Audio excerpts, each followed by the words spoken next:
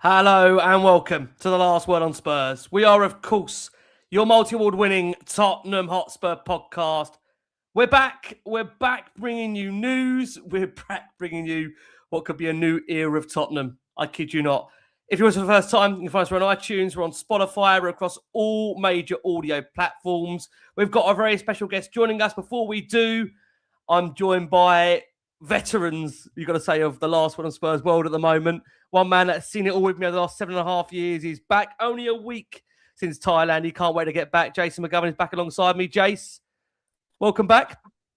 More news today, isn't it, eh? Another day of news at Tottenham, but on we go, mate. The news we was all expecting at least, and hoping for at least. Do you want to go in there right now? The stat you were going to tell me I should remind you beforehand before we start on a... What about Connor? Go on.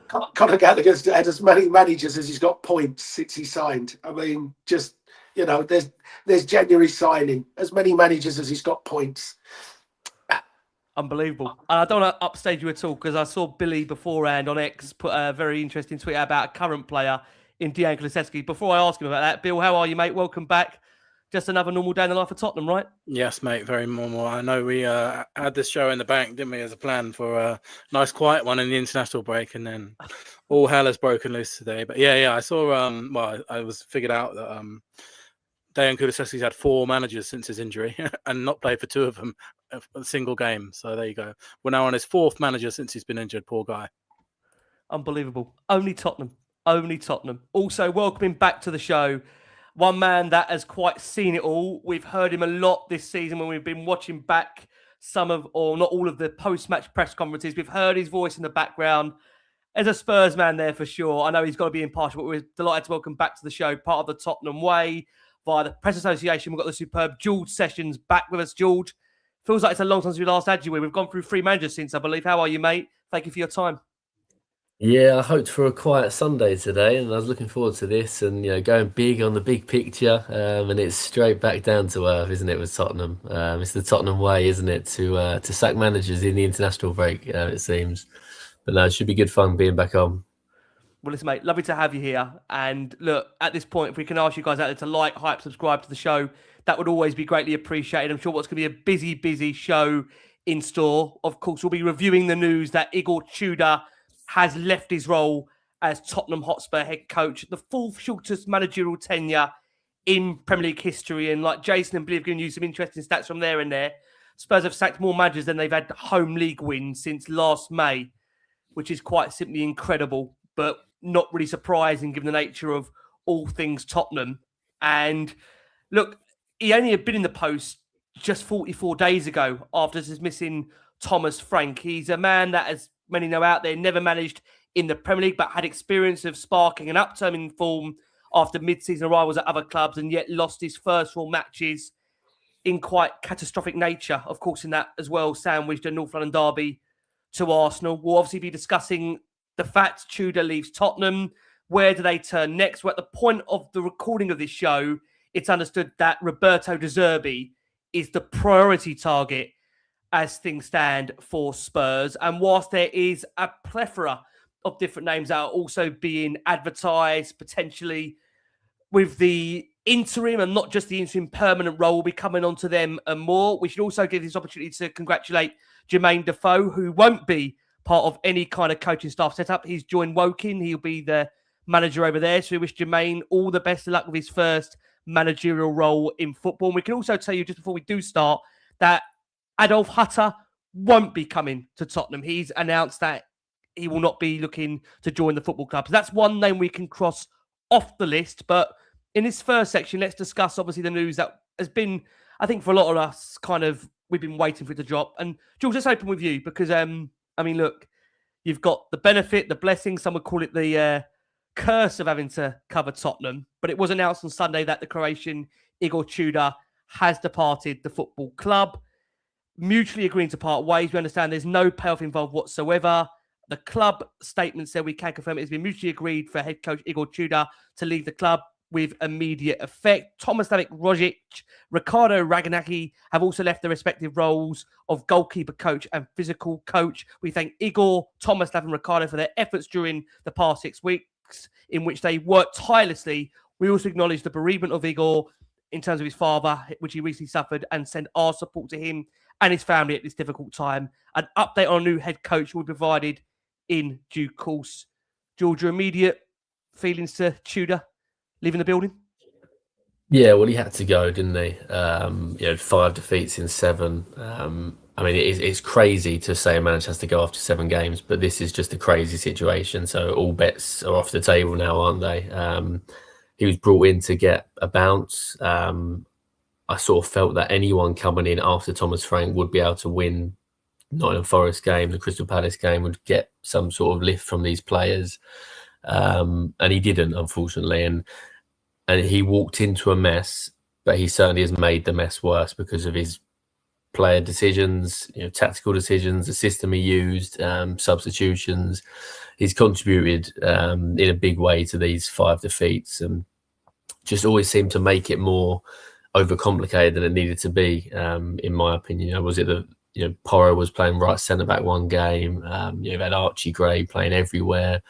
Xavi played again out wide, and we know that doesn't work. Conor Gallagher played out wide. Solanke was playing as a number 10. So just so many bizarre decisions. And I have to be honest, when his name was kind of raised and I looked at his record, I thought, okay, he's gone into clubs. He's got an instant impact.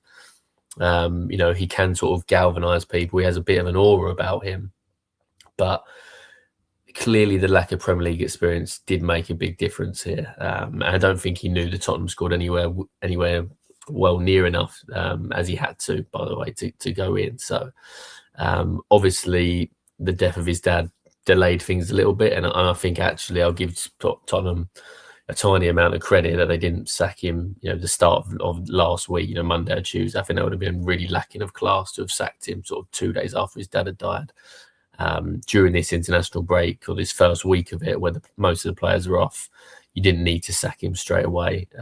So they've given it a little bit of breathing space. He had his dad's funeral on Wednesday as well. But it was the only decision they could come to after the Forest defeat. You can't lose 3-0 at home to your relegation rival Nottingham Forest, and the manner of it in that second half as well, and expect that you can go and give him these last 7 games. They had to roll the dice again. Who knows where, what number it's going to land on, but they had to make this decision, and they've got there at the end. They have got there in the end. I mean, just on his overall tenure, bringing you in, Jace, obviously he lost his first 4 matches as Spurs boss. He then did celebrate that point at Anfield after that late Richarlison equaliser. He then did watch his team win their second leg against Atleti, although of course they failed to overturn the 3-goal deficit. However, like George highlighted there, I think that Forest defeat and the nature of it, I think, heightened a lot of our fears that this club could be facing relegation from the top flight for the first time since 1977. And the fact that the single point which Spurs have collected since Tudor's appointment is the fewest of any side in the Premier League during that time. They have been bottom of the form table since mid-December. As everybody knows out there, we're out a victory in 13 league matches since that 1-0 win over Palace on December the 28th. That's 88 days ago at the time of the recording of this show, while their last win in any competition was over Eintracht Frankfurt back in late January. Jace, how do you sum up what has been a quite dismal appointment, and one that you look back on now and reflect, did we just waste the last 2-3 months in doing so? Less than that, was it? Been 44 days, Jace? And we'll just get you to unmute if you can, Jace. Yeah, I think it was a decision that had to come. Do I blame Igor Tudor for the mess that we're in? No. Is he solely to blame for even some of the things that happened in his time? Probably not. It's not his fault Van der Ven committed stupidity. Some of the injuries that happened aren't his fault. It's not his fault Romero got himself sent off even before he came and wasn't available. Certain things that have gone on even within his time, you can't necessarily pin on him, but we needed the bounce and we just haven't got it. And there was no sign of it coming, really. Let's be honest. The performances, even everyone's disappointed with the Forest game, but the Palace game was just as bad. When even though we went 1-0 up in that game, Palace were much the better side in the opening 35 minutes, and we were stunned to go in front because they'd had the goal disallowed themselves, weren't they? So we didn't make the most of the bit of fortune we got, but it was obvious it wasn't going to be working even then. The Fulham performance was was shocking. So it's no surprise that he's gone. But the fact of the matter is, we're not in the mess because of Tudor. We've won 2 of our last 22. If you take Tudor out, we've won 2 of our last 17 in the Premier League, and that's why we're in the trouble. The trouble began when we lost at Forest. Ironically, the Forest game 3-0 in December. That's when the decision should have been taken to remove Thomas Frank. He was the one that had those awful games at Christmas of Brentford's and Sunderland at home that we didn't win, and the absolute shocker of losing at home to West Ham, which, let's be honest, even if we'd have got a point from that, we'd be 4 points or 5 points clear of West Ham, whatever it is tonight. So, even a point from that would have been a bad result. But, the fact that we lost that game, and we've been deep in the mess really since that Forest defeat in December. And yet it's taken another Forest defeat to really alert 1 or 2 people. So, but I'm not surprised he's gone. It's just, what the hell do we do for the next 7 games? Well, unfortunately, we've got to come on to that in just a second. But before we do, Bill, let's bring you back. I'm not just saying since Billie joined us as a more permanent fixture on Last Word on Spurs that he's brought the drama. But it certainly isn't calmed down at all. And I'm not looking at you, Bill, for any reasons to what we're going through, because there's definitely people higher above in the hierarchy that we certainly can label that at. But, I mean, the warning signs, Bill, were there with Tudor, weren't they? I think when you looked at the fact that he'd been out of work since being sacked by Juve in October 2025, following an 8-match winless run, the concerns were there. He departs Tottenham as one of only 6 managers to take charge of at least 5 Premier League games and failed to record a win. And among the reasons given for Tudor's appointment was to introduce more attacking football at the time, following the criticism of style of play under Frank. Now, Spurs, they did average a slightly more shots per game under Tudor, 11.6 than Frank, which was 11.1. But they regressed in other metrics, including goals scored, 0.8, down from 1.4. Expected goals, 1.0, down from 1.1. And touches in the opposition box, 21.0, down from 24.3. And Tudor's Tottenham had the 3rd lowest XG across Premier League teams during his tenure. Only 3 teams managed fewer big chances. Defensively, they faced the 5th most shots, 4th most shots, and conceded the 2nd most XG. Only Burnley and Newcastle faced more big chances, 17, than Spurs 16, while only Burnley, with 167, allowed more touches in their own box than Tottenham. So however you dress this up, Bill, it's been an absolute disastrous run in the 44 days he's been here. Bill, any surprise that the Croatian departs? And again, we do offer our sincere condolences, of course, to the loss he's had of his father, but just been an awful, awful tenure. Yeah, it has, mate. And I just want to start off by just shouting out Ivan Javorcic, who was obviously hired and then sacked before his work permit even cleared. So let's not forget him in the crossfire of all this as well. Poor bloke. He's probably sat in an airport somewhere still for 40 days, but that's how short the tenure was. His work permit didn't even clear by the time he finished the job. So, it's just been a disaster, mate. I actually quite like Tudor's personality. I like the way that he stuck up for us in press conferences. I like the way he's quite combative with the journalists, particularly the Sky Sports News one. I like the way he kept calling out about referees. I thought that was decent. But George said it at the very beginning. Some of the tactical decisions that he made were absolutely shambolic, and the players playing out of position and sort of being rigid to the back 5 at the beginning, and then just sort of all over the place, against Forest. And then if you go back to that Forest game as a case study, those substitutes that he made at half time were ended up killing the momentum for us, and just got most of the big decisions wrong. And this was a roll of the dice, with 12 games to go.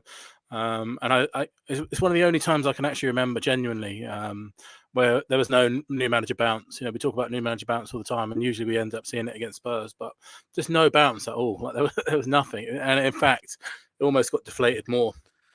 And it's just, and the problem is, like, this, if Tudor was a desperate roll of the dice, then what on earth is this? What we've got left? 7 games to go. God knows what they're going to do. But I think that, the big mistake they made, which is why I was surprised to see Adolf Hutter not least just because of his first name. But surely we have to go someone with a bit of Premier League experience in this now. Like, surely that is the lesson that we've learned from this period going into the next one. But as you rightly said there, Rick, you have to point to the top. 4 managers since we won the Europa League is indefensible on every single level. Mental. It's you cannot continue in a football job if you make decisions like that. Regularly decisions wrong. But that's not even taking into account that we've lost the director of football in that time as well. These guys cannot be anywhere near the football club after summer. The guys that are making these decisions, you can't excuse 4 managers in a season. Like it's impossible to get away with that. So Tudor is just the next in a line, an exponentially increasing list of Tottenham managers that have been failed by an incompetent board. But the 2 people that you can see on screen there, Langer and Vinay, simply cannot continue at this football club because their ineptitude has led to 4 managers in a season, essentially, or since summer, and very possibly will lead to a relegation. George, I want to whisper back round to you because this was a very different show that we had planned. I mean, but in the world of Tottenham, as you know, nothing can really be planned. I mean, like Billie said there, you've covered a lot during your time so far as a correspondent, as PA. What have you made, George, of just the last, give me a screenshot of the last 18 months or so. You can go back from the Europa League win if you fancy. You can go back before that with Ange. I mean, what has it been like for you to cover this football club, if you can find the words? This season's been pretty horrendous, to be honest, honestly. I'm not rewriting history here. I was never big on Thomas Frank. I wanted Ange to get season 3. I thought the achievement of winning the Europa League, given all the context around it, should have been, in my opinion, what the board looked at. Yes, we finished 17th, but December, January, February, we had sort of 11 to 12 players out every single, every match day, and that every match day was every 3 days. So I felt once you'd actually got to the pot of gold of winning the trophy, the club should have valued that, way more than what they did. But they appointed Thomas Frank, and I hoped it was going to work. I was really sort of willing for it to work, and I guess he started fairly well. But to be honest, I sort of remember the week where we went to Bodo, didn't we, on the Tuesday? And obviously we beat Bodo in the May. And we went to Bodo and we sat off them. Yeah. He made changes. We looked absolutely garbage for 65 minutes against Bodo. And then we managed to scrape a draw. He brought on a couple of the big guns. We scraped a 2-2 draw. And I remember texting my cousin saying, I know exactly what's going to happen. Everyone will talk about resilience and character and mentality. And it was a load of bollocks. Spurs were just playing rubbish already then. And then 3 days later, we go at home to Wolves. And instead of going against Wolves, who were one of the worst teams in Premier League history at that point, and trying to score goals and trying to play them off the park, like Tottenham should try and do, we played Paulinho and Bentancur, and Xavi was shoved out on the left midfield. And honestly, I knew then he was not going to last that long as a Tottenham manager. I have to say, I thought he would get the season. I didn't think it would go this bad. I thought he would manage to get through to the season. And then I hoped the board would be clever enough to know Pochettino's the way they need to turn to really sort out this club. But there was so many points in Thomas Frank's reign where, it just wasn't working. It was so obvious. I remember talking to people, not that long ago, and they were saying in December time, they were all kind of waiting for him to be sacked. The results were so bad, the morale was so low. They're all thinking, okay, this will be the result where they do it. And it just never came. And I don't think Tottenham are going to get relegated. I'm going to put that out now. I think that this squad and hopefully the competent manager that comes in for the last 7 games will find a way of winning 2 games and maybe get a draw and it being enough to keep us up. But if they don't, Thomas Frank has to take so much accountability for this season because the rot started with him. And yes, Vinay and Johan didn't recognise it early enough. But Thomas Frank was telling us every 3 days that it was a brilliant performance and that we were moved in the right direction. And everyone bloody knew we weren't, other than the most important people at the club, Johan and Vinay. And that was where I'm sitting as a journalist, so I have to be, respectful to him, and I have to try and be balanced. And I can't just say that and tell him, you're doing a shit job, mate, you should go.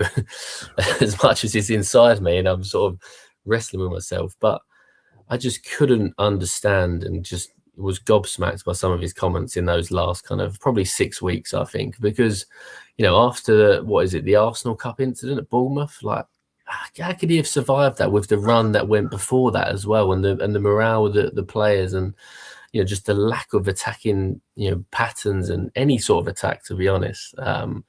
So yeah, it kind of beggared belief for me that it went on this long, and yeah, I mean, whatever happens for me, this has been the worst Premier League season in Tottenham's history, and it's been one of the most embarrassing in my view, because yes, we had relegation battles in the 90s, but we weren't earning 500 million in revenue. We didn't have a 60,000 seat stadium. We didn't have a squad full of internationals and good players, by the way. There's some good players here that will go on to other clubs and be very good. So it is an absolute failing on all accounts that Tottenham are even in this situation. And I just pray to God that come May 25th, we've somehow, the nightmare is over and we have stayed up, and it can really be a chance for the club to reset. Yeah, I agree with George in every word you said there. I mean, I know, Jason, you've said as well for you that I'm not putting words in your mouth, but you said this on the last how many shows, that you feel every decision that's been taken since that parade has been a wrong one. George was saying there around the fact they kept Frank for longer than what they should have done. And the worrying thing is you've now got to hope this board or Vinay and Langer, who are now apparently in control of the next person to come through the door, have got to get it right. I mean, how much confidence do you have, Jason? They will get that one right, and they've got so much wrong. I don't think you have any confidence that they'll get it right, but what choices is there for them?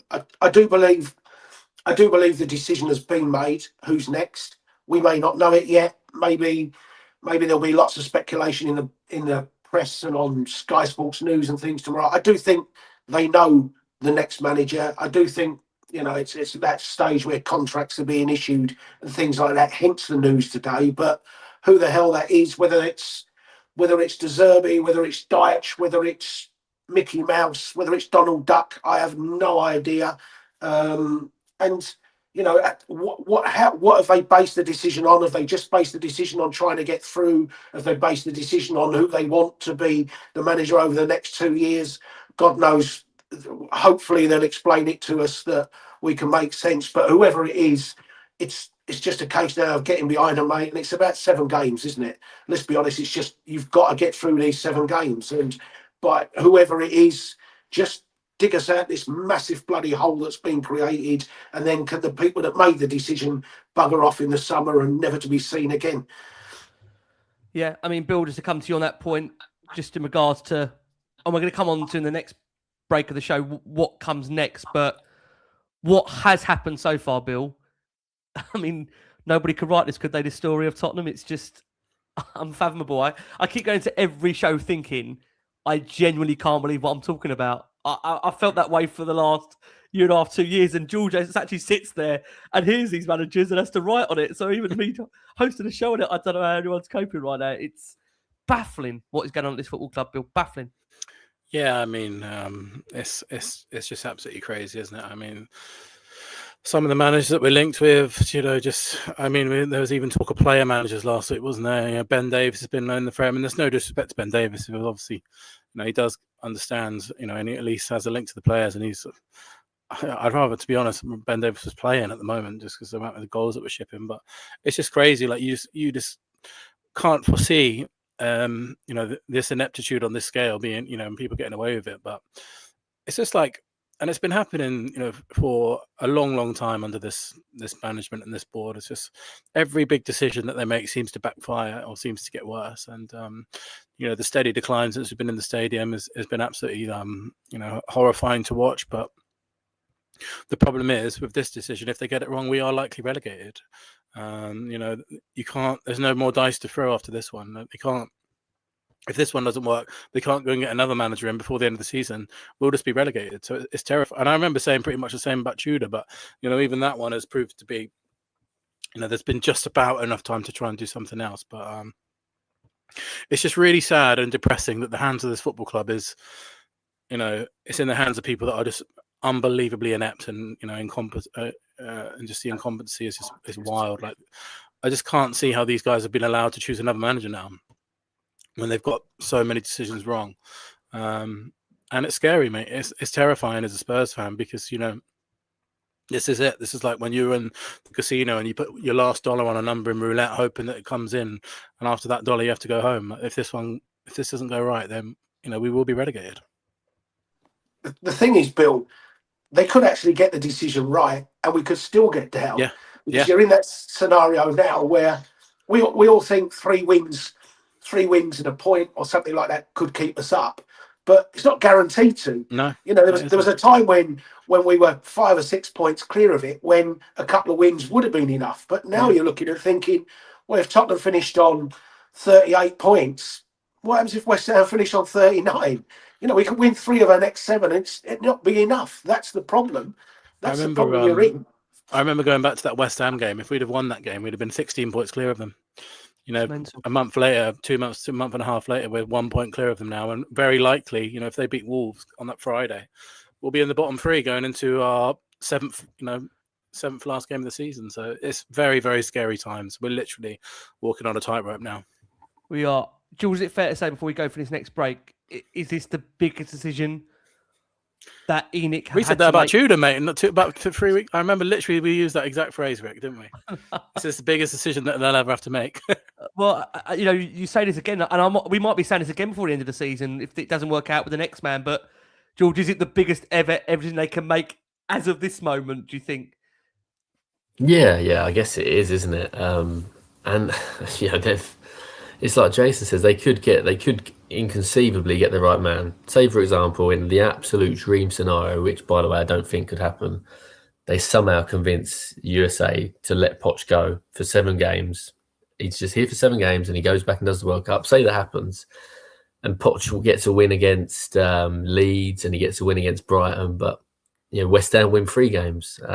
So it is depressing, isn't it? And I think about that West Ham game a lot as well, that Bill's mentioning, and I just think it's just a complete lack of just so much complacency, because they looked at the league table and they thought in January, oh look, we're 13 points clear of the relegation zone, oh look, we're 7 points clear of the relegation zone. But the eye test in November, in December, even in October, we got battered at Monaco, but got a 0-0 draw thanks to Vicario. It told you this was not working. But there's a lot of data people at Tottenham, and the data was showing you that Tottenham are whatever they are in the league table, and they've got a big cushion to the bottom 3.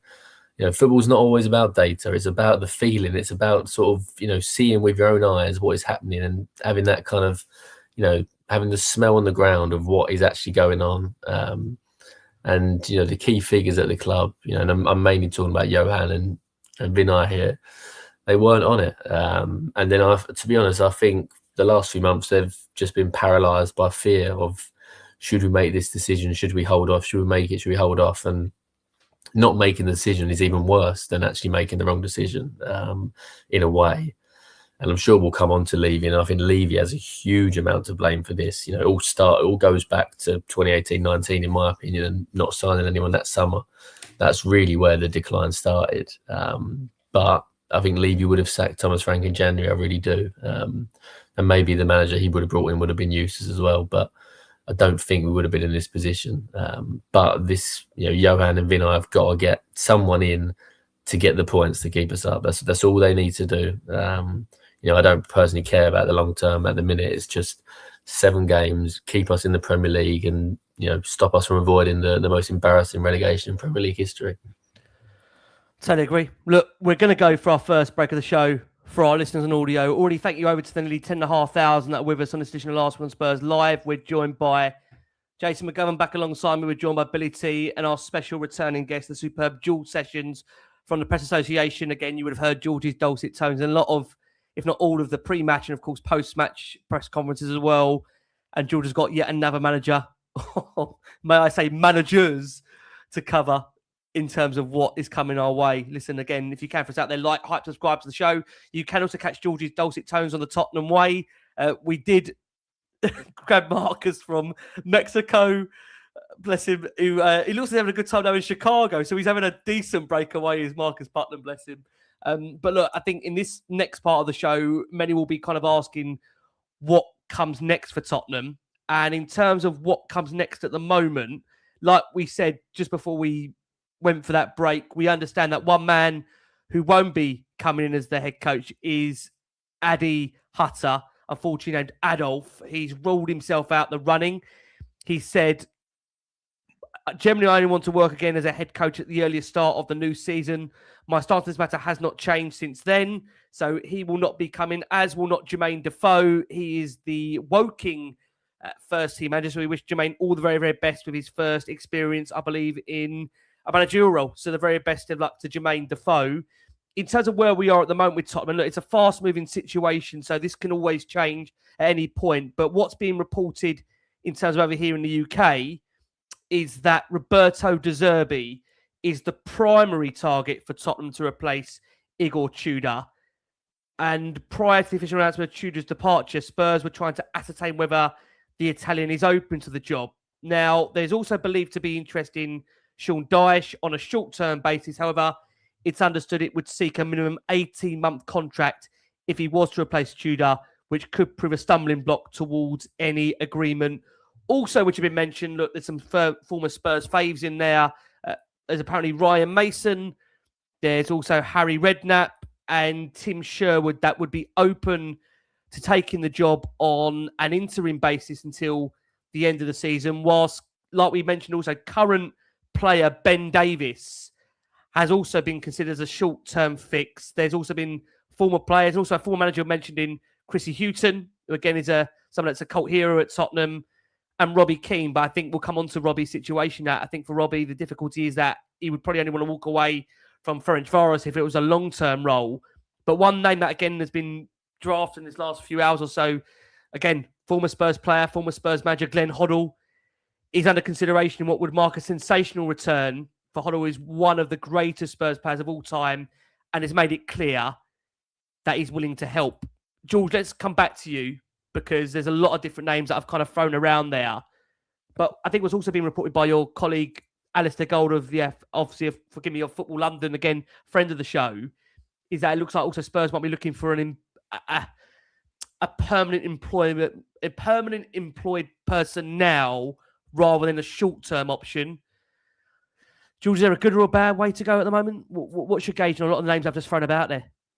Yeah, I think Ali's contacts are spot on. So, and I think that is, having gone from Thomas Frank to Igor Tudor, which was an interim appointment, I think the preference for the club would be to get a permanent manager. Now, I think the dream from the majority of the fan base, I don't know whether that's 51% or 70% would be Pochettino, which obviously feels hugely unlikely given he's at the United States, and can't imagine Donald Trump being too happy about him leaving at this point. So yeah, De Zerbi is the name that keeps coming up. Funnily enough, I was sort of speaking to somebody earlier this week, and they, alongside the kind of feeling that De Zerbi would rather wait until the summer and then come in then. There was also talking about kind of a situation where Igor Tudor's dad dying would potentially complicate things for De Zerbi. There's a situation in Italy with the Bologna, the former Bologna manager, Cinzia Milivojevic, when he had cancer, and there was talk about De Zerbi taking over, and De Zerbi didn't do that job out of respect for Cinzia. And I was sort of told a few days ago that Igor Tudor's dad dying would mean that De Zerbi probably wouldn't want to do it. But in football, things change very quickly. And clearly Tottenham, if they do want to get De Zerbi, are going to be throwing a lot of money at him. And if you throw enough money at somebody, sometimes it will stick. I've got my reservations about it. I can't lie. And there's lots of other names being bandied around, isn't there?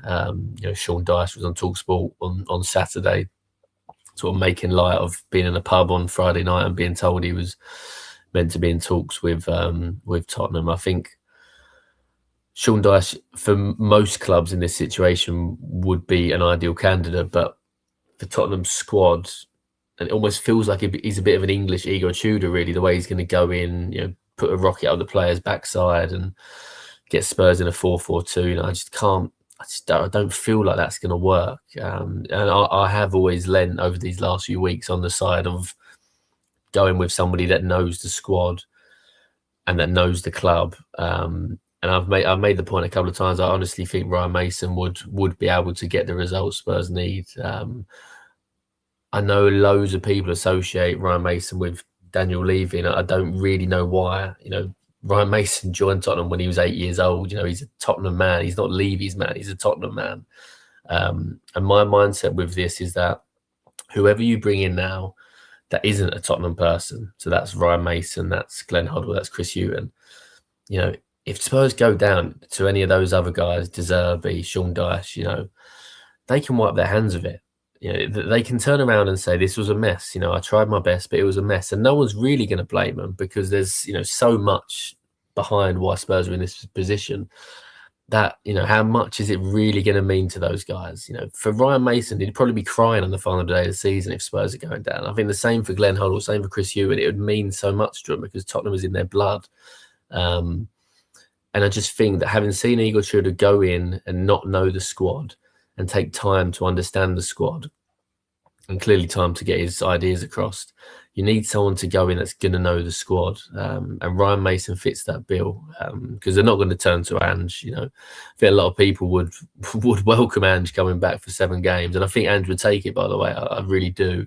But this board are not going to admit one mistake in sacking Ange and a second mistake in bringing him back. So, there's loads of names out there. And I understand what Jason's saying at the top about, thinking the club will know who the next man's going to be. I think they have an idea of who they want it to be. But, if I was in charge of Tottenham, I would be sacking Tudor and then announcing the new manager right away, because everyone moves forward. That you've forgotten about Tudor instantly. You're looking forward to who the new man is.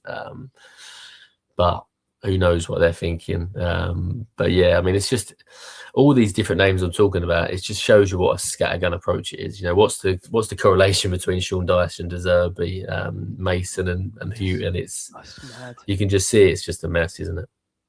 Absolutely. It is an absolute mess. Before I come to Jace, Bill, I want to come to you. One thing I haven't obviously outlined is kind of the plan at the moment whilst there's not a manager in situ. And from what we understand at the moment, that Bruno Sauter, he is going to remain and will lead the training for the handful of the Tottenham players at Hotspur Way at the moment. Now, it's believed that he was primarily hired thanks to the fact that he can speak Spanish and provide a connection to Tottenham's Spanish-speaking players rather than commuting with Tottenham's Argentinian captain, Christian Romero, through Sauter. However, quite ironically, Igor Tudor spoke directly to him in Italian, which the pair are fluent in. So one man we can confirm he's staying for now is Bruno Sauter. For as long as it is, we don't know. Because again, if a permanent manager comes in at this stage, you'd imagine they would have their own coaching staff they would want to bring in, and maybe that would see Bruno Sauter depart. I think what was quite interesting is Bruno Sauter worked with Pochettino, forgive me, I think at Chelsea. So that's an interesting link. But by the fact that I think your friend, again, personally, George, and friend of the show, and someone we've done here on a number of occasions, we hope to have at the end of the season, Ali Gold, of course. But the fact that it looks like they're going for a permanent appointment now would pretty much rule out Pochettino as things stands, which is a bit of a fan favourite, it's fair to say. Bill, let's come to you because, as Ali's been reporting, the preference is to bring in a permanent new head coach now to steer the club in the right direction. And Spurs are believed to have looked into the possibility of luring a currently employed manager to swap the safety of their position for this tough scenario. Now, again, you can read it in Ali's latest piece, of course, across all these social media feeds. Bill, your take on the fact that right now, as things stand at the time of recording, they're looking for a permanent man rather than an interim man? I think that's wishful thinking for one thing. I don't know who's going to want to come in and, at this point in the season, if you take it from the incoming manager's perspective, like why on earth would you do it? Like you could either wait 7 games and get it in the summer, and then you're sort of free of any fear of being relegated. Personally, I don't understand the clamour for De Zerbi. I don't really see what he's achieved in his managerial career for this sort of, we have to get him and no one else that it seems like the board are doing at the moment. I think my big concerns for him, I made my personal feelings very clear on my own Twitter, but my football concerns of him, is that, he seems to fall out of every single board that he's been at. And we've seen, if you watch the Amazon documentary on Marseille, I'm not really sure that's the kind of personality in terms of man management that we need at the club right now to get us out of this mess. So I don't really understand the clamour for him. I certainly don't understand it, as opposed to, appointing Pochettino in the summer. I think Pochettino is sort of everything that embodies our club as a manager, and De Zerbi is the opposite of that. Personally, I just can't see De Zerbi being here for 5 years. I can see him being here for 12 months at the best, and then having a massive argument. I mean, what you could do is, if that's the route you want to go down, hire him as a permanent manager, then sack him in summer if he keeps us up. If you really, for me, I would much prefer Pochettino at all costs. And then other permanent options, you maybe got Deitch, and you maybe got Robbie Keane, maybe. But I think all of these managers pale in comparison to Pochettino. So I just kind of feel like we're in such a mess that if we hired a permanent manager now and lost out on Pochettino, it's just terrible for the long-term future of the football club. So it's a real mess that we're in at the moment. I've seen, I can see some people in the chat, they're talking about Iraola as well, who's a manager I'm a big fan of. I'd be much more inclined to, approach someone like that long term, and then go for a permanent manager now who doesn't fit our style of play and fit our our sort of club style of play and stuff like that. So it's a really tricky situation to be in, because who is there as a permanent manager now? There aren't many options available. If they are, you probably have to pay them a load of money to take these 7 games and risk being relegated. And whoever comes in now as a permanent manager, you then risk losing out on Pochettino, who I think made no secret about the fact that I would love to do that in summer. So it's an absolute mess that we're in, and I think personally, I feel of those options that we just said there, De Zerbi, Deitch, Robbie Keane, etc. I think hiring them on a permanent basis would be a mistake, just because it would lose out on Pochettino. Just to jump in, Rick, and depress everyone or anyone that likes Andoni Iraola. Someone told me in January that he would have joined Spurs last summer if they'd really pushed for it, but Spurs by all accounts obviously went for Thomas Frank. And I mean, in my mind, last summer, the 3 names that heavily mentioned were Marco Silva, Thomas Frank, and Iraola. And I presumed that Iraola had kind of, through intermediates, had sort of told him that he's not going to be leaving his contract early at Bournemouth because he generally sees out his contract. But yeah, someone in January told me that Iraola would have jumped to the chance to join Spurs last summer, which, if given a choice of Iraola and Thomas Frank, I would have gone Iraola every time because of the type of football he plays. The kind of Pochettino vibes of him as well, and the way he's developed players as well at Bournemouth. I think Crystal Palace are talking to him, or not to him, but to people around him. I'd personally be surprised if he went there, but he will be available in the summer, I'm sure, because his contract's running out at Bournemouth. Athletic Bilbao is probably a big contender for him, but he's a fantastic manager. I'm sort of gutted really that Spurs didn't try and get him last summer, because I think he would have done a very good job as a Tottenham manager. And I think that for me is the major concern about this whole thing, is that the people that are making these decisions are so, how can your manager list have Deitch and De Zerbi on it, as George has already said? Like, there's no coherence there whatsoever. Polar opposites. If you hire Iraola after Ange Postecoglou, at least there's some sort of succession there in terms of style of play, front-footed football, and pressing and all that kind of stuff. We've just gone from Mourinho to Conte, Ange, to Frank, Nuno in between as well. There's just no coherence or any kind of direction that the football club is going. As we've spoken before, Rick, about how I think it's more important at the moment, and obviously in the long term, not the short term, because the manager is what's going to save us, hopefully. But they have to get the director of football right this summer. Like, this football club is directionless completely. Like, there's just no coherence in any kind of football strategy whatsoever. But as we know, Bill, in any normal football club, generally the way that kind of structure would work is that the sporting director would be the person that appoints the manager. But in the world of Tottenham, it doesn't really work like that. We look like we're appointing the manager before we've got in the new director of football, and even then, who knows where that leaves Johan Lang's position. And it's completely the other way around, isn't it? It's like the tail wagging the dog, as they say. It's crazy. But like I said, Rick, the only thing with that is that, with the need to appoint a new director of football, does that mean that in that case, if Thomas Frank was sitting 3rd in the Premier League, that he'd have to be sacked because the new director of football hadn't employed him? No, I mean, just from a general model. At some stage, there's a natural break where the manager's already in situ and you employ a new director of football.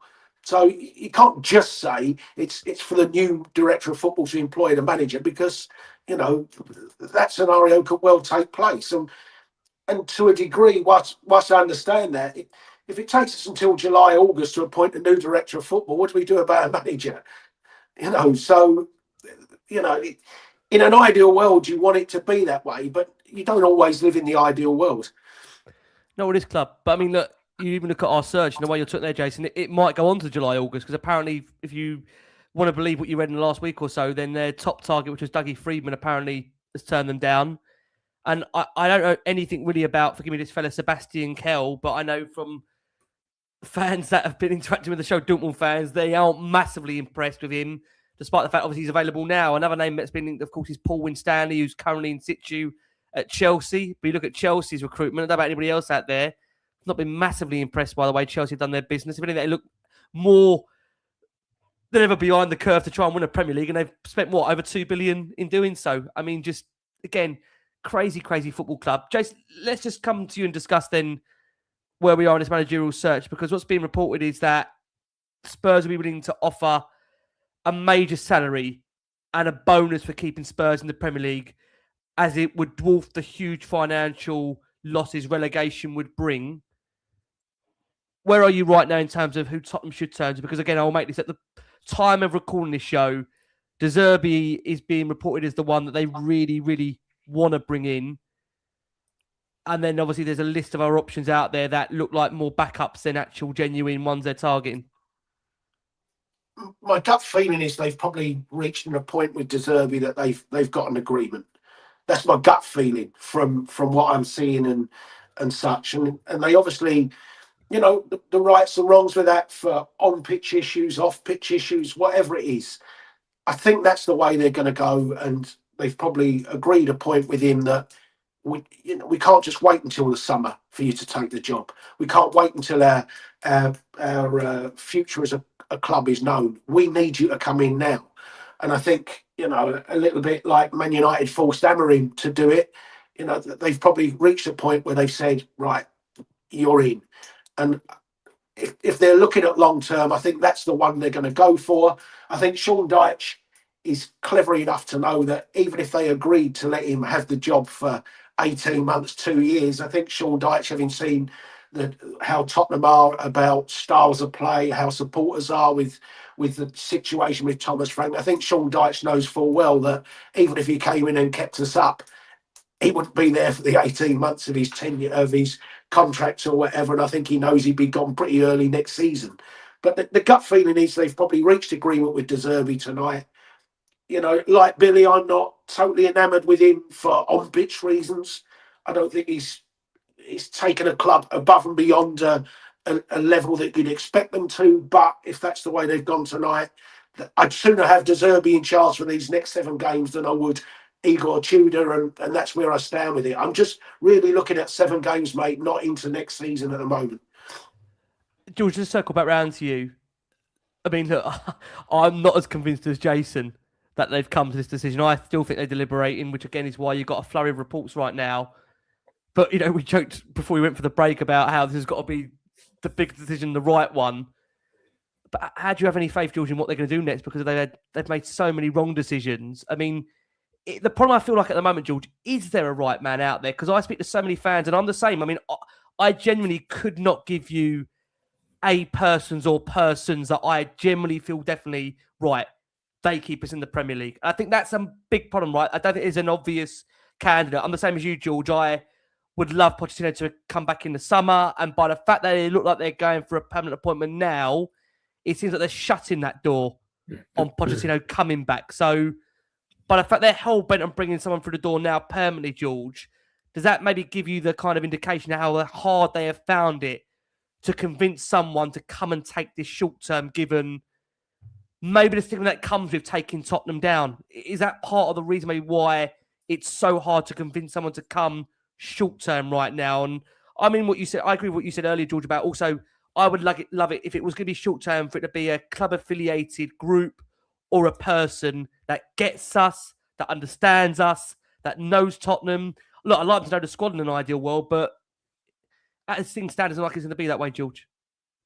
Yeah, I think Igor Tudor's reign has kind of contributed towards what they're thinking for what they do next, because clearly they thought Igor Tudor was going to do the job and keep Tottenham up. You know, we spoke to Johan Lang, a very rare interview. I think the first time he's given a sort of an interview to the British media middle of Feb after Igor had been appointed, and he was very happy to say it was, the club, him and Vinay had picked Igor Tudor, when at the time we were all thinking, surely this is Fabio Paratici's man.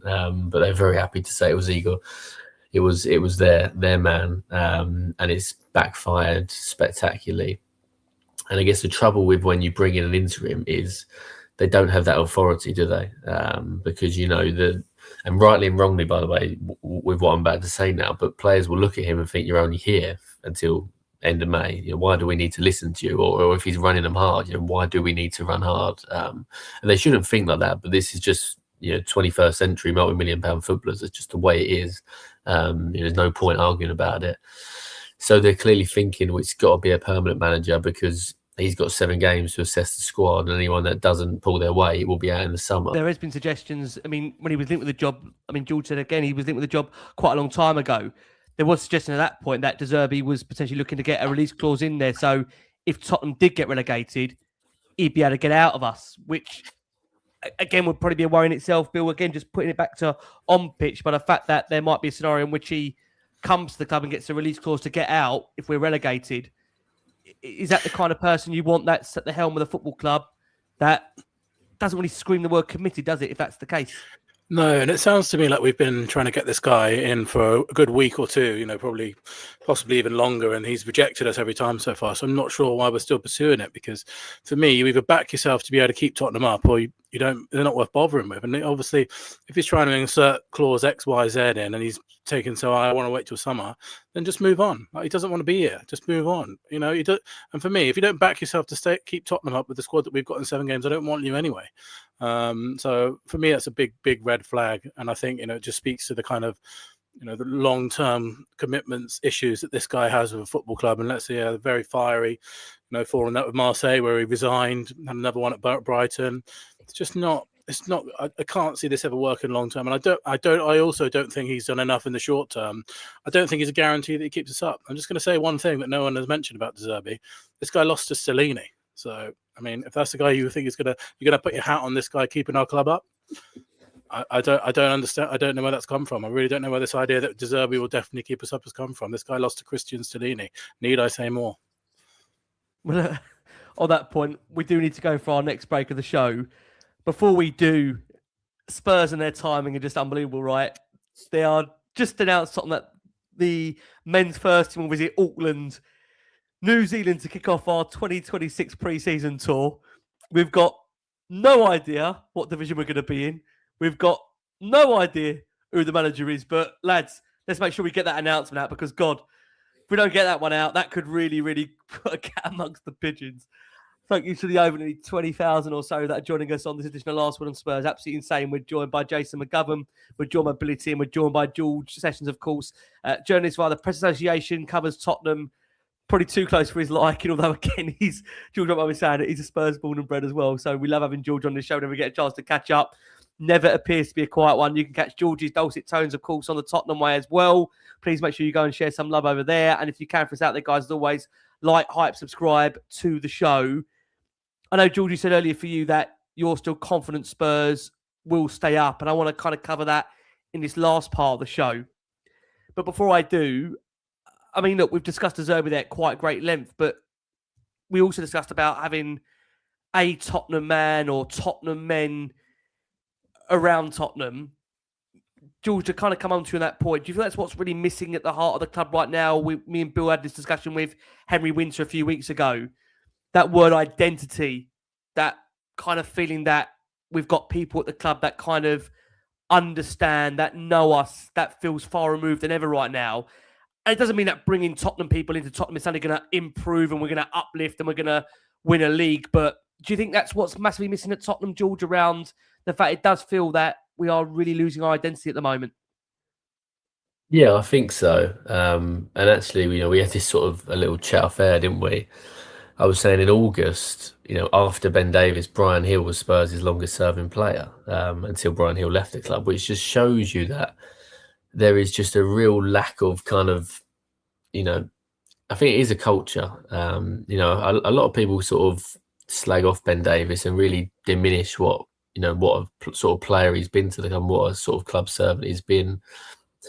When you've been fancied by Pochettino, by Mourinho, by Conte and Ange Postecoglou, and even Thomas Frank, to be fair, clearly, there is a reason why those managers have backed Ben Davies, and I think what kind of gets lost is that someone like Ben Davies knows how good Tottenham can be. He knows the standards of Tottenham. He will be somebody in that dressing room that is driving the standards. Lads, this is not good enough. This is not good enough for Tottenham. And there's a lot of players in that dressing room that have been at the club the last few years, 3 or 4 years, but they don't understand the club. How can a real modern player that just gets parachuted into the club really understand it? And Ben Davies does. And look, to me, it's not a coincidence that he got injured against West Ham and our form has dropped off a cliff even more. And the kind of real threat of relegation has ramped up and up and up. He would have been in that dressing room telling people it's not good enough. And I remember hearing after the 5-3 defeat to PSG, which Spurs had got hammered at Arsenal a few days before, and they went to PSG, and it was quite a good performance, wasn't it? But we lost 5-3. I remember hearing that Ben Davies was telling people in the days afterwards, when there was a little bit of sort of optimism, and we played quite well against PSG. He was telling people, we conceded 5 goals, guys. This isn't the standards of the club. You can say we played well, but we conceded 5 goals, and there's just not enough people for me in the squad, but also probably in the actual club itself that really understand the club and understand the values of the club. Because if you're running the club, how can you look at Thomas Frank's football and look at it over the last few years and say, yes, we'll put him in Tottenham and that football will work for Tottenham. He'll bring the Tottenham way. I do the podcast the Tottenham way. It's called the Tottenham way for a reason. As cliche as it is, Tottenham have always played with flair. They've always played with entertainment. They've always been brave on the ball. And Thomas Frank's Brentford team scored set pieces, they scored transitions, they scored counter-attacks. That's not Tottenham football. We saw that with Conte.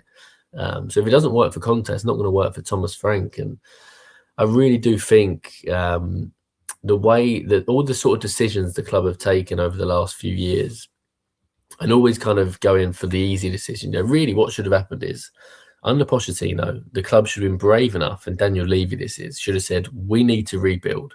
We've had 4 or 5 brilliant years. Now we need to sell a couple of big hitters that have got a bit stale under Pochettino. We'll back Pochettino. We'll sell Ericsson. We'll sell Alderweireld. Sell Danny Rose. We'll reinvest in the squad, and you do the rebuild. But they didn't do it. What's the easy option? You either do the rebuild or you sack Pochettino. You bring in another manager, and he gets to work with all these players. You then sack Mourinho, and Conte gets to work with these players. It was only really Ange that did the rebuild, but really by then it's too late. Ange is getting rid of Hugo Lloris, Eric Dyer. He has to sell Harry Kane for 100 million.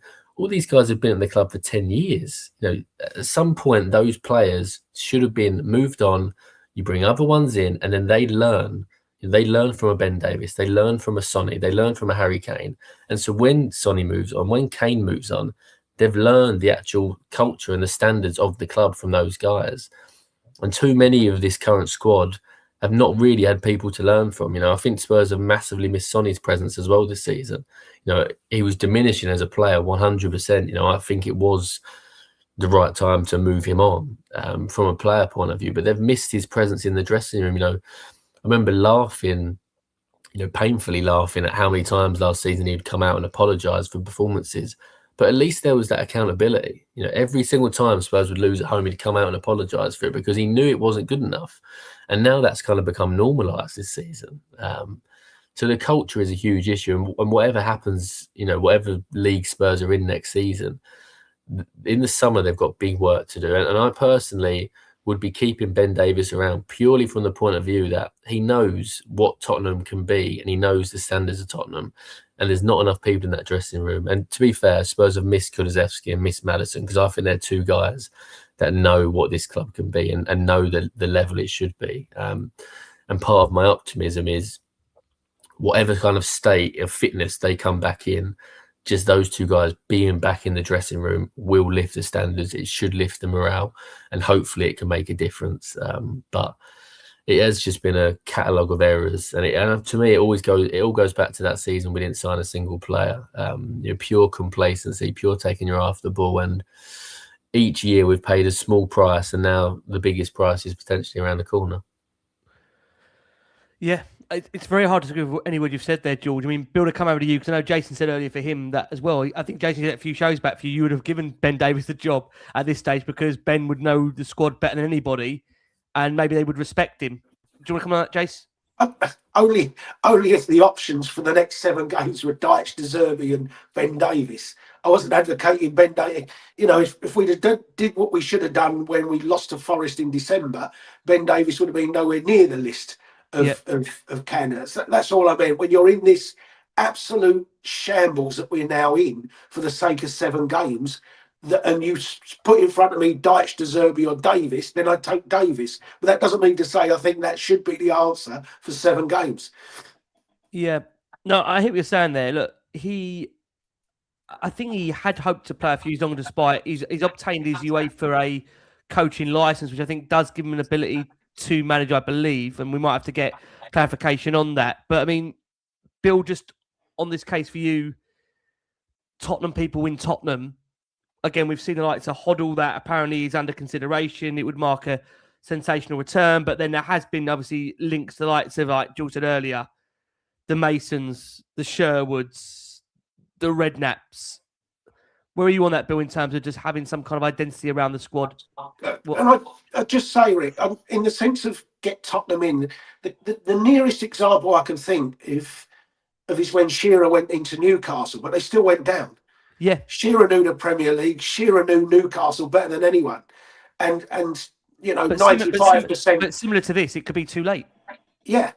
So you know, just because it's a person of the club doesn't mean to say you're going to benefit from it. No. But I mean, I don't know if you agree, Bill. It does feel like you've said on so many shows, and we did it with Henry Winter recently about that identity is seriously lacking and missing right through the club, from the top right down to the very bottom of it. Yeah, and I think it goes back to what George was saying earlier about Ryan Mason. I think the problem is if you get, you know, someone in like Tudor now or someone, you know, like Hooter, for example, Spurs get relegated, they're not really going to have any sort of emotional connection to that. They'll probably just say, well, it wasn't my fault. I get my check, get my payday, and I go away. No one really blames it on me because I can just blame Tottenham.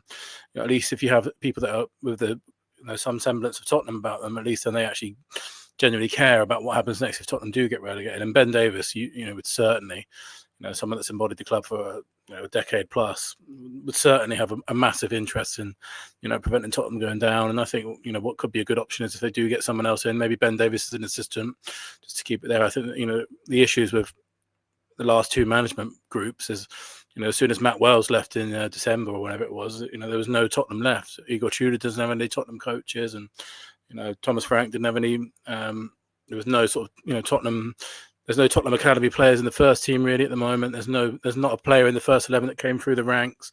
Don't trust any. I don't even know if anyone on the board. You know, I mean, set aside the Arsenal concerns, I don't know. You know, people like Langer and Vinay and the Lewis, you know, the Lewis grandson-in-law that are making these decisions. You know, what notion of Tottenham identity do these guys have? They're all just hired people, aren't they? Sort of no history of it. So it is important to have this identity, not least just because at least then they're genuinely going to try and put everything into saving this football club, and you know they will understand what it means and stuff. So I do think that's important. I think, you know, I can't see them hiring Davis as a manager now for 7 games, but I think it would be a smart move to put him on the coaching staff for sure.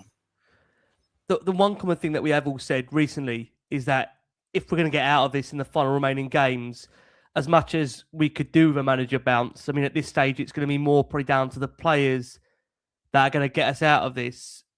Jason, it's maybe a hard question to answer, but at this stage, who would this group be more receptive to? Or does that even matter at this stage? Are you hoping that a player or players like Archie Gray, Matisse Tell, Kevin Danton that have actually shown themselves in recent weeks and stepped up, that more of those players do step up, Jace? You're right. It is down to the players.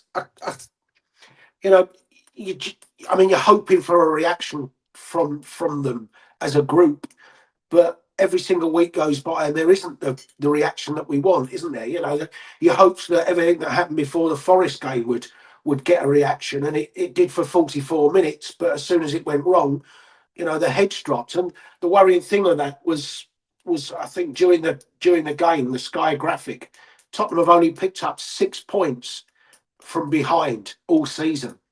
So it just shows you that as soon as something goes wrong, this group haven't had it in them all season to respond to it. And, bearing in mind, one of those points was against Man United when we actually went 2-1 up with a minute to go and didn't hold on. That's one of the points we did get from a losing position. So it is a worry that this group is like it is. It is down to them. There's no time to employ a style of play. I think even somebody coming in with a Tottenham connection, this group care about a Tottenham connection. You got 7 games to get into them, and it's up to these players to dig it out. You kind of hope that the last chance to get a reaction is if we do kick off at Sunderland inside the bottom 3, that something triggers in their brains. My worry is that even if that triggers in their brains and we happen to beat Sunderland, that they then immediately think, oh, there you go, you see, look, we're fine. It's got to be over 7 games, not just 1 or 2 that it triggers. So that's my concern. It's got to come from these players now. But we're conceding goals for fun and we're not creating chances, clear-cut chances from anything. Even that Forest game, as well as we were in the first half, didn't really create much, did we? I don't remember, apart from Sells touching Matisse Tell's shot onto the crossbar. I think the only other chance that everyone looked at was when Dom Solanke just didn't get on the end of Richie's ball, which had he put it in the back of the net would have been given us offside anyway. So, we're not creating much, are we? So, it is up to these players, mate, to dig us out. I don't think a single managerial appointment is going to do that in 7 games.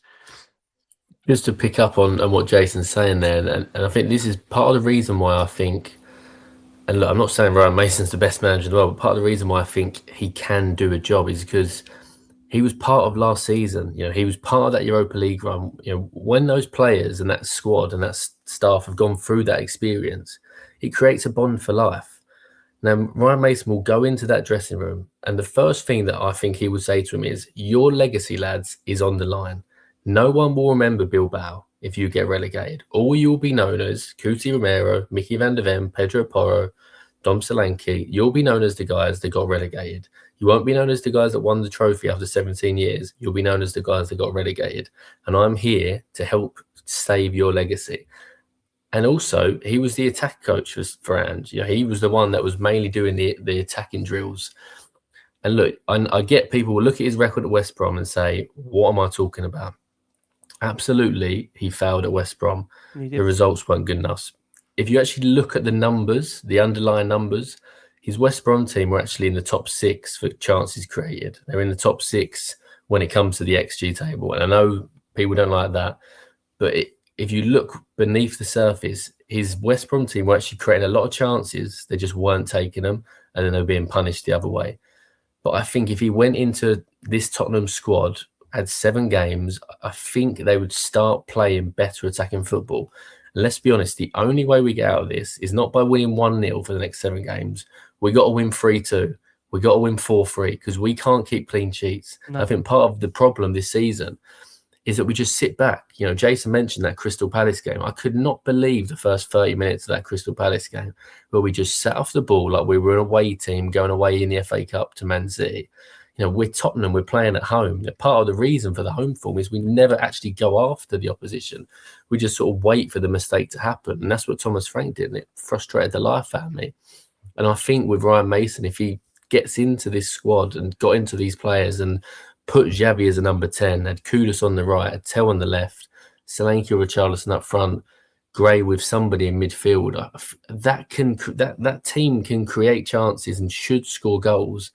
But they're not going to do it unless they're trying to play attacking football. And Igor Tudor and Thomas Frank, attacking football is just not high up enough on their priorities. And at a club like Tottenham, it has to be. And I just think, I was listening to the pod with Martin Lipton the other week, Ricky, and Martin was brilliant. Pulled no punches.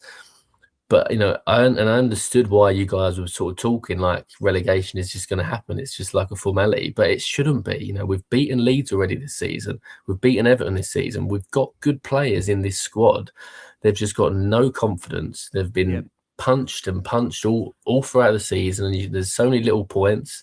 And look, they absolutely deserve a lot of criticism, by the way. You know, they are a big part of this mess, but they are good enough, in my view, to turn this around. They really are. They just got to remember how to play football. And I think someone like Mason going in and doing the attacking patterns that Ange would have done, to be fair, will get them back in the right direction. And it only takes one win. And once they get that one Premier League win, which you'd like to think maybe could be Sunderland, maybe could be Brighton, bloody well should be at Wolves, then they could kick on and get the points they need to stay up. But I just fear if they're going to go in a different direction, it's going to be somebody that doesn't know the squad, that probably doesn't realise that Xavi's the only one with a creative bone in his body from a central point of view, and it's got to just get him in the team. It doesn't matter what's gone on before. If he's not training that well, he just needs to be in the team because he's one of the only ones that's going to create anything. And I just fear that someone new going in, not knowing this squad, needing time to assess the situation, it's just time we haven't got. And Ryan Mason knows this squad, knows the Premier League from last season, and I think he could get enough of a tune out of these players to keep Spurs up. But whether the powers that be will look at that, I don't know. And the one thing to look at, Rick, is I think Sky, looking at Sky this afternoon, they put the graphic up. I think, which showed how bad Tottenham's form was. But in the bottom 5 on current form are Aston Villa, Chelsea and Leeds. And they're 3 of our opponents. So, whilst we can't see anything coming and we sit here and look at it and just in doom and gloom put L, there are 3 teams there that are in almost as bad a form as us. Not quite as bad, but almost as bad. So it's not beyond the realms that you can get results from some of those games. Yeah. It's only when George said about Wolves, and I think we were beaten Wolves in about 6 years, and the last person to score a winner there was Jan Vertonghen under Mourinho. That's why I think I've got this genuine fear of where we are. And I just wonder on that point, George, let me ask you before I go to Bill.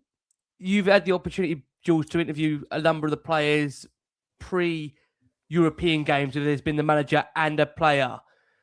Do you think, George, given the fact that you're in there every other week or week upon week in terms of going to the stadium and the players are training at the time, when you're doing the interviews with Igor, whether it was Frank or whoever it was with, do you think the players understand the severity of what we're in, or is it just down to pure bereft of confidence, George? Where are you on this scale of it all? I think they do now. I think after the Crystal Palace game, it sounds like that kind of the alarm bells were ringing after that. It should have been way before that, but that was the attitude of the club. I remember hearing last month, people sort of talking about relegation, just sort of random staff members, and it would be, oh, don't talk about relegation. It's not going to happen. Don't need to talk about that. And that was after Spurs had won, two of the last 17 under Thomas Frank in the Premier League. It's been there for all to see. But I do think there is that realisation now that this is it. There is 7 games. You can't pretend Spurs are not in this position. They're bang in there, and I think many people would make them favourites to go down given the form. I guess where I completely get fans looking at these group of players and being sick to the sight of them. I really do. I completely get it because, whether you're going to games or not, you've watched this for far too long, these abject performances, these home defeats in particular. And I guess the only thing I would say, and I look at it from a slightly different view, is I just see this group of players that have just taken so many punches and sort of indirectly from their own club over the last 18 months. I go all the way back to January last season when Spurs have got barely any players. They're playing every 3 days. You've got Archie Gray playing at centre-back when he's 18 years old. Lucas Bergwijn in midfield as an 18-year-old. You got people like Maddison and Kulusevski being run into the ground because Ange has got no one else. And Spurs wait until the last few days of the window to sign Kevin Danso and Matisse Tell. There's so many big games in January. And if you're a player, you've just gone through that November, that December, and all of January, why are the club not backing me? And then you go through last season, they get a load of stuff thrown at them because the Premier League form is horrendous, and fairly so. They deserve criticism for that. But they win the trophy. They get 200,000 people down the high road. And then 7 days, 2 weeks later, they sack Ange Postecoglou. So you're basically telling the squad, thanks for that parade. Thanks for winning the trophy. but actually we don't really care about the trophy. What we care about is the Premier League. Imagine being those players and winning that, and then you find out 2 weeks later the guy that led you there, the guy that took all the hits for you basically all season, is not there. And even this season, honestly, the squad would have known probably November. They would have in that Fulham game, in the Chelsea game, they would have been thinking, what is Thomas Frank doing? What is going on? Why is no one at the club looking at what he's doing, looking at his tactics and thinking, is this the right guy? And then Thomas Frank is steering the ship down and down and down. And then what does he do at the start of the window? He settles Brennan Johnson. And look, absolutely, some people think that was the right decision. I don't think it was. But still, 6 months earlier, Brennan Johnson is the hero in Bilbao. And now you're letting this guy sell him. The squad weren't happy about that. Not after Kudus drops, George. You don't replace him either. And then Kudus drops. But worst of all, a few days after Brennan Johnson gets sold, the picture of him in the training ground celebrating in Bilbao, they rip it down. And they put up a picture of a team huddle. That shows you the culture. You've got a picture of a guy celebrating our first trophy in 17 years, and you rip it down and replace it with a team huddle.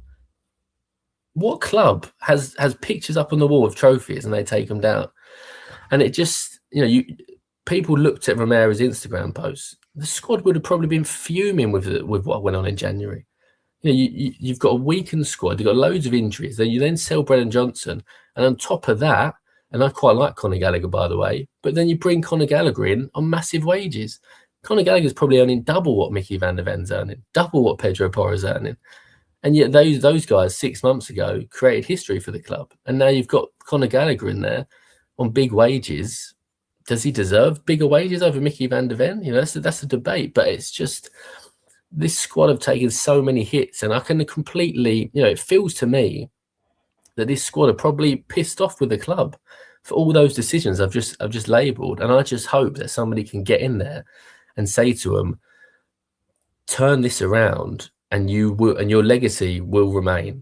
If they don't turn it around, then they'll be as much to blame as everyone else. But if they can turn it around, then everyone can focus in the summer on the real issue, and that's the direction of the club. And unfortunately, that's when Johan, that's when Vinay, their jobs are going to be on the line, and they'll either continue or they won't. But there should be real serious consequences, whatever happens, because this season has just been an absolute mess. And there's just so many little decisions I could pick out, but they're just some of the ones that I just regularly think about and just think, it feels a bit like an internal war in a sense, because everyone should be pulling in the right direction, but you lose 9 players to injury in January and they don't sign anyone. It's just beggars belief.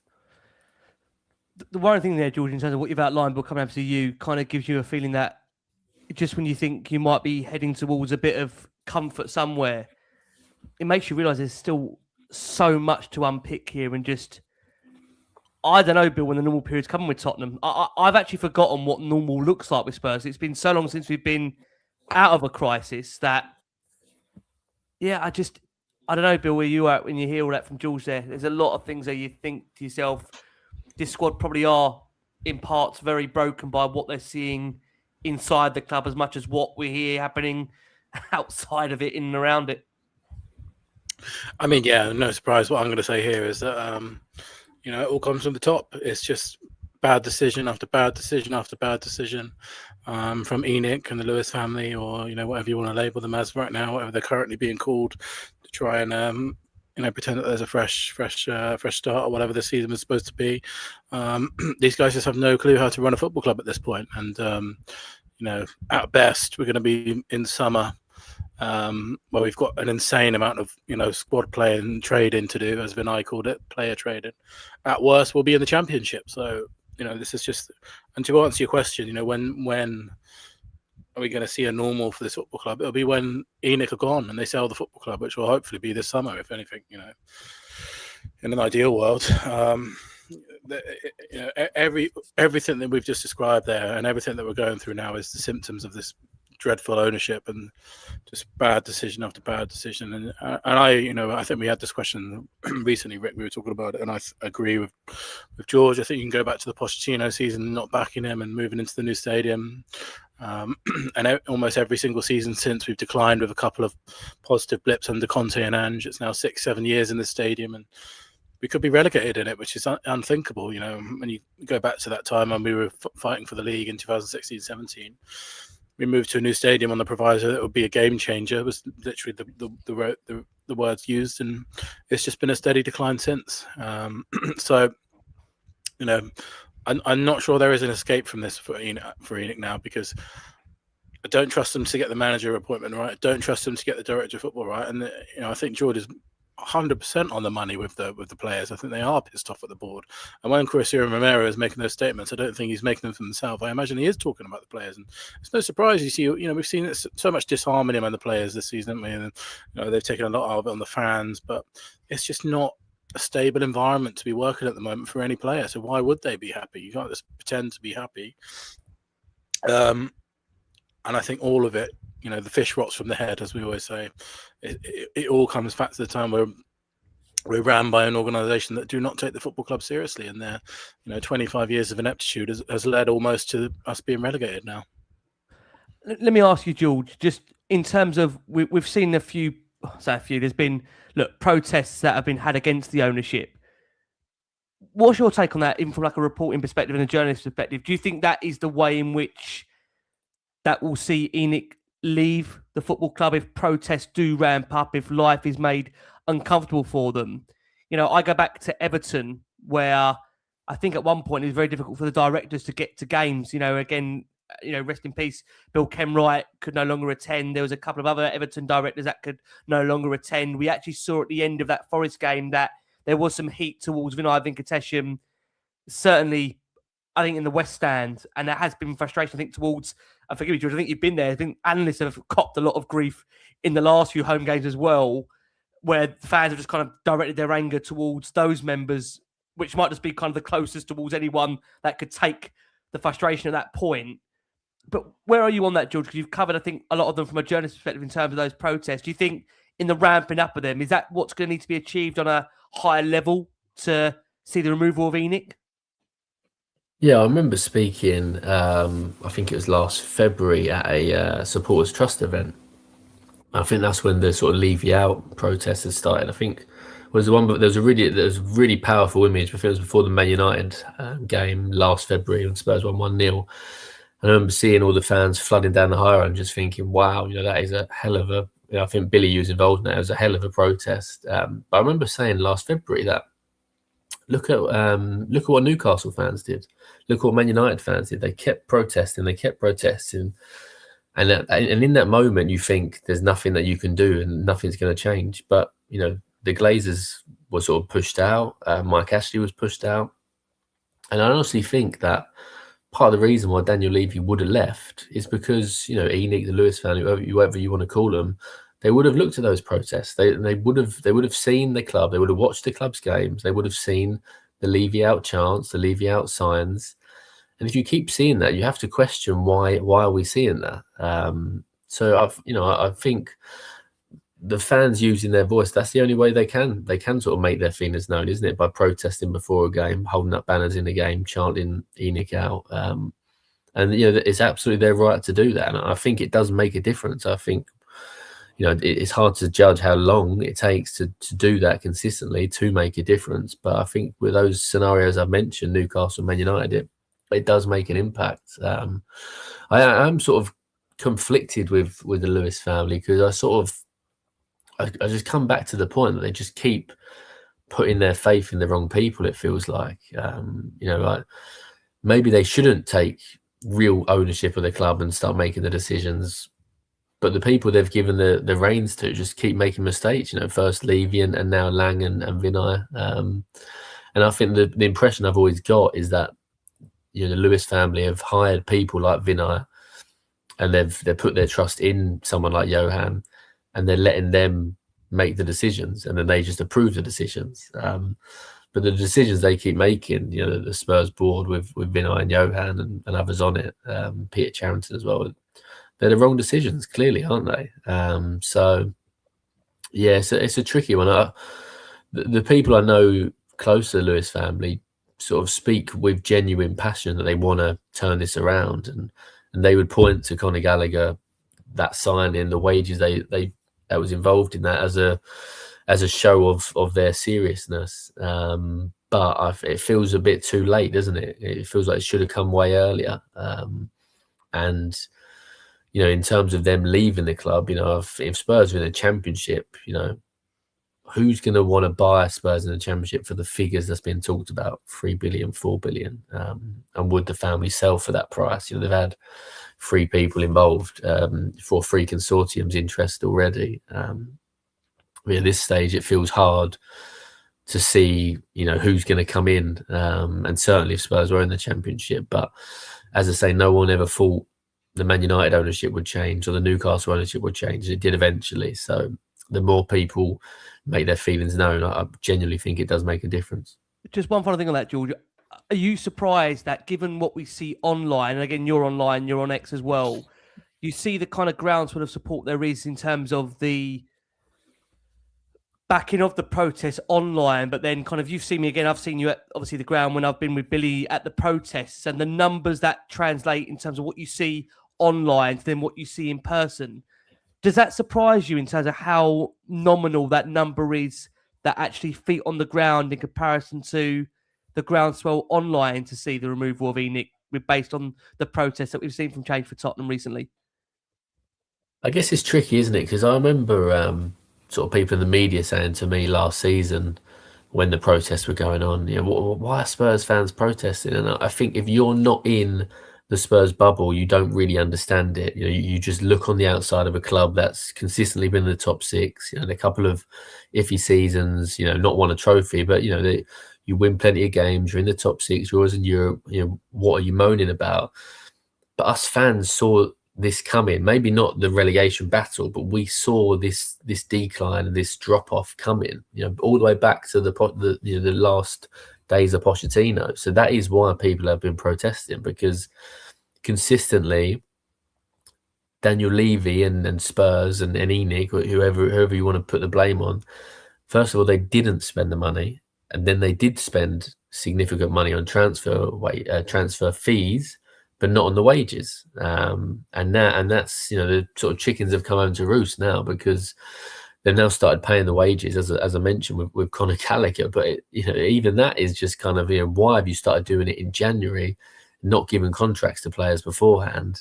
They did one with Romero, but it's I feel like the next protest that happens, which I imagine will be the first game of next season, which God willing is in the Premier League. There'll be big numbers. I really think there will, unless this summer the board hire Pochettino, give him the keys, and let him do what he should have done 6 years ago, in my opinion. If that doesn't happen, I think whoever is appointed, De Zerbi, Marco Silva, even Iriola, probably, even though I do quite like him, there will be fans that will think, here we go again. This is just another manager coming in that's not going to be backed, not going to be given the right tools, and will be the fall guy for the ones behind the scenes that are sort of in charge of the money. But clearly this season has been a long time in the coming. This conceivably could have happened the year Harry Kane was sold. Harry Kane and Sonny were holding so much together at Spurs, and it always sort of shocks me that Spurs come 5th in that first year under Ange, because losing Harry Kane, losing him in that squad and replacing him with, they didn't even sign a striker today. It was Richarlison was already there. They signed Johnson, Maddison and a few others. But Spurs really could have struggled that season, to be honest, because Kane and Son were holding this together for a long time. And now, huge amounts of fans are unhappy, and understandably so. So the next protest that is arranged, like I say, I think there will be enormous numbers, because the club is sinking before our eyes. I know it's been difficult, Bill, because I know Change for Spurs, it's a difficult situation right now, where the question marks are whether the players should be back right now, whether there should be a full-scale protest. I don't know if you want to comment on that, because I think, again, we saw 15,000 plus turn up to back the coach of the players coming down. And I go back to this point, what would that look like if it would have been only like, I don't know, a figure of how many people would have been protesting in comparison to then backing the players? I mean, Everton fans, forgive me, I think they were protesting for a long time. And then they decided in the final remaining games of the season, they were very close to relegation under Frank Lampard. They decided to come together and to back the team. And they go, I know, look, this next Premier League game against Sunderland's a while away from it. And I think our next home game is Brighton. But it's a confliction, right? Is it fair to say that for change for Tottenham right now, given the nature of where we are? Yeah, and it doesn't mean the anger that everyone has for the board is any less valid at the current time. It just means, there's a willingness from fans to want to back the players at the moment. I think, to be very clear on George's point, as soon as this is decided one way or another, we do need to protest in massive numbers against this ownership, and that's certainly what we'll be trying to do at Change for Tottenham. It's not an easy task to get right with the timing of everything. We protested in January. I think we were very, very right to do that, especially when you see what unfolded afterwards. And 150 people turned up, and that was with really, really good promotion, in terms of online support and stuff. So it's difficult to get the timing right of these things, and but I do think that once this season is over and the sort of relegation chips for how they're falling, I pray to God that it finishes before the end of the season, because then we can try and arrange something this season. We have to protest in giant numbers against this ownership, because that's the only way we're ever going to force them to act differently or force them to sell the football club. But I imagine that this season will be a turning point for anyone that's sort of left on the fence. It doesn't seem to be many people left on the fence anymore. I don't really speak to any Spurs fans that have faith in this ownership anymore. I don't. I don't, in terms of the Lewis family and ENIC and stuff, they don't seem to have anyone fighting their corner that's a Spurs fan anyway. So let's see how that translates to numbers on the ground and, protests and, movements and things like that, because I think Spurs fans, at the end of the day, we love our football club. We love the players, we love what the players represent, I should say. We do, possibly not as individuals at the moment. But everyone, this season is inexcusable. It's unforgivable. The succession of bad mistakes and bad decisions that have led to this point are inexcusable. And if we can generate massive numbers to protest when the time is right, then we will do it. Jason, let me come over to you. I just want to close on that point, because I know George said earlier that, I don't put words in George's mouth, I know George is quite a positive person. He thinks we can still get out of this. I know you said to me that if Tudor was still here, you're convinced we're gone. Now Tudor isn't here. The next time we probably take to where will be when the new man is coming in. Is there a sense of relief that it's no longer Tudor, but also a sense of concern as to who comes next? Can you get excited, or can you get more confident about the fact we're going to stay up, or do you just have to wait and see in terms of the decision they do take in terms of who that next man is that comes in?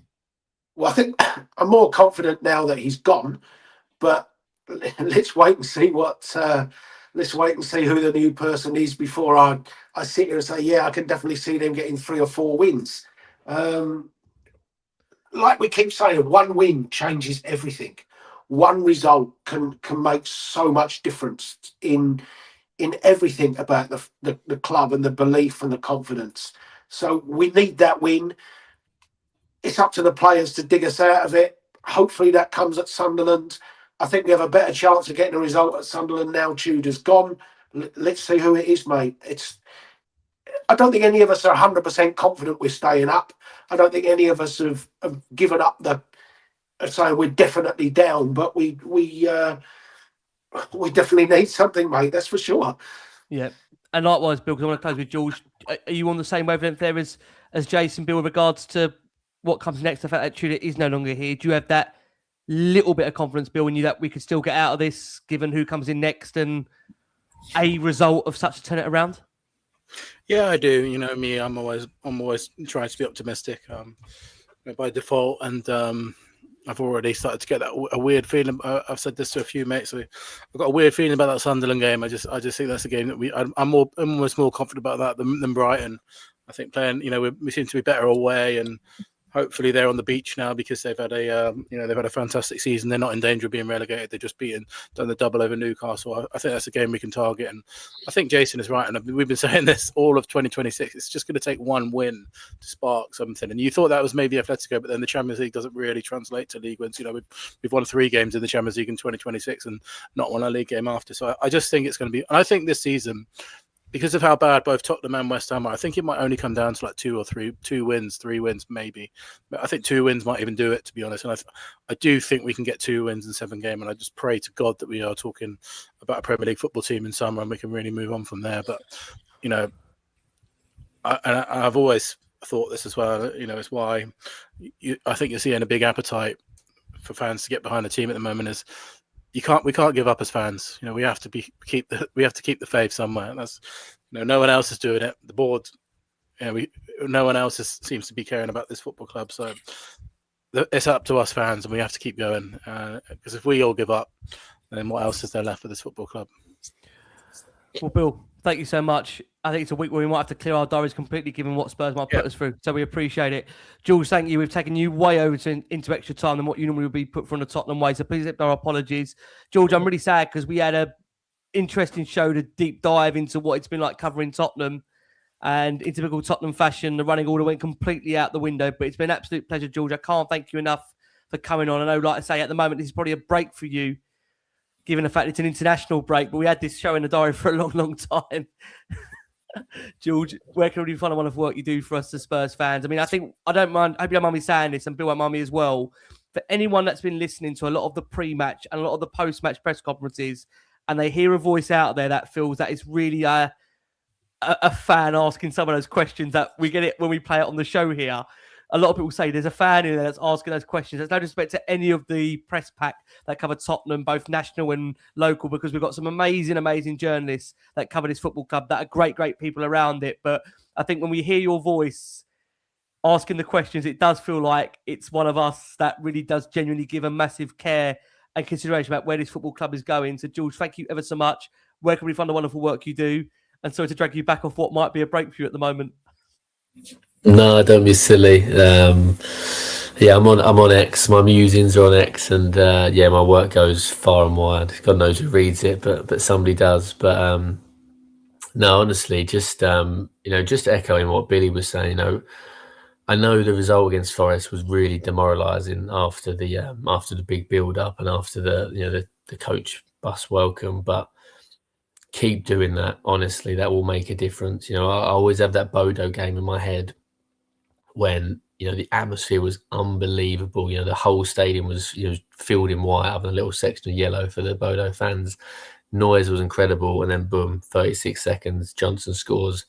We basically had a foot in the Europa League final then, and that was the fans. You know, the fans created that atmosphere. The fans created that feeling that the place was intimidating. And when Tottenham Hotspur Stadium is loud and, you know, the team are giving the fans something to get behind, it's a brilliant place to be. You know, it hasn't felt like that for such a long time. But honestly, for these three home games we've got, it will make a massive difference, in my mind anyway. If, you know, the coach is getting that big welcome in, everyone inside the stadium is getting behind the team. And I just hope that for these next 7 games, we're going to see a team that tries to play on the front foot, that tries to play attacking football, and we will get behind that. You know, as fans, we'll all get behind that. You know, we could lose games 3-2, 4-3, but we'll get behind the team trying to make something happen, not sitting off. And yeah, I still have faith. You know, I look at someone like Archie Gray, I look at Matisse Tell, I look at Richarlison. He's had these experiences before. You know, there's other players that will, you know, come back. You know, Mohamed Kudus will make a big difference. And even sort of, you know, Madison and Kulusevski, if they can play 2 games just off the bench, that could be all it takes. You know, 15 minutes from either of those guys could be the difference between us staying up and going down. And everyone's got to get behind the team, put everything to one side for the next 2 months, and just pray to God that we can get over the line. And yeah, I just hope that South Stand can suck the ball in for that Everton game. I remember the Everton games at 2019 before the Champions League final. Both of us were singing "We're all going to have a party," weren't we, when Tottenham win the cup, because it was Tottenham Liverpool in the Champions League, and they were joining in. I know quite a lot of Evertonians as well, and they were saying to me, you know, when they were giving their team the big build up, they got pumped 4-1, I think, at home to Newcastle. After, you know, one of the first ones they did. And there was that feeling of, you know, should we carry on? But they kept on doing it, and they got the wins they needed. So honestly, we've all got to keep the faith. It's a bloody hard time to be a Tottenham fan, but you can only hope that come the summer, you know, there's some decent people that are working at the club, and they'll get it right. And I really hope Pochettino comes back, because I just think him working with these young players, I agree. the whole crowd being behind him, we'd all give him a year, wouldn't we? Even if we were 15th come Christmas, we'd all give him the year, because we know what he can do. The roof comes off that place if Poch comes back. The roof comes exactly. off. But that's the thing, is it? I mean, such a thing like that. I just, again, with Tottenham, this is what worries me, George. It's the most logical decision we take, and therefore we won't do it, George. It's just too logical. I know, but honestly, it takes one manager. Look at Villa. Villa were an absolute mess under Steven Gerrard. They were going down. They get in Unai Emery. They give him the keys. They let him, run the club, essentially. He brought in a sporting director, which I know isn't normally the way it works, but actually, if it was Poch, I probably would let him do that. And one good manager can transform a club. And that's just got what happens in the summer. Or maybe it happens on Monday or Tuesday this week. Who knows? But yeah, keep supporting the team, guys, because honestly, I think Billie and you as well, Ricky, and Jason from overseas, it all plays a part. So hopefully, I'm reporting on a Premier League club next season, and I'm back on here in August talking about what a nightmare season it was, but how we can all be optimistic again. George, you've been a superstar. Thank you so much. We could speak to you for hours, but yeah, it's a crazy club, and it just has got the feeling that it's only going to get even more crazy in the coming days. My thanks, as always, Jason, Bill, thank you guys so much. Thanks for the superb Jules session. You can catch him, of course, on the Tottenham Way, and of course, part of the Press Association. I've got a feeling, guys, we'll probably be back more than once this week. From myself, from Jason, from Bill, from George.